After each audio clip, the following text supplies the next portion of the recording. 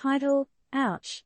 Alejandro Kirk hits the bench with a busted hand. What's next for the Blue Jays? TLDR. Oh. The Blue Jays' designated hitter and catcher, Alejandro Kirk, is benched due to a lacerated left hand. The Blue Jays made some roster adjustments as Kirk recuperates. Meanwhile, his subpar performance this season leaves fans speculating about the team's upcoming games. Who will pick up the slack while Kirk is out? In a twist that could only be described as a painful game of hot potato, Alejandro Kirk, the hard-hitting catcher/designated hitter for the Blue Jays, has landed on the 10-day injured list. Why, you ask? Well, our dear Kirk has been dealing with a nasty laceration on his left hand. Ouch.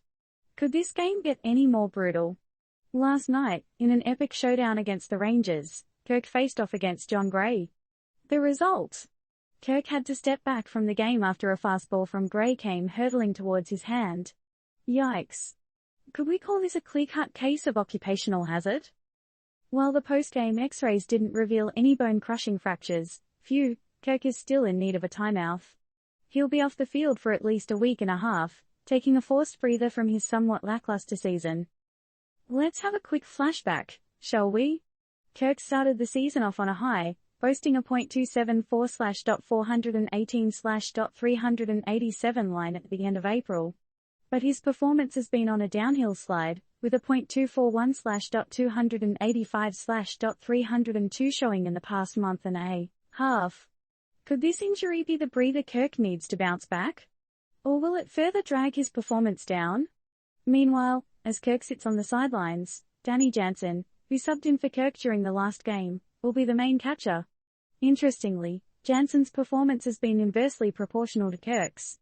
Jansen went from a .179/.246/.375/ in the first month of the season to a .235/.286/.506 mark going back to May 1st. Who saw that coming?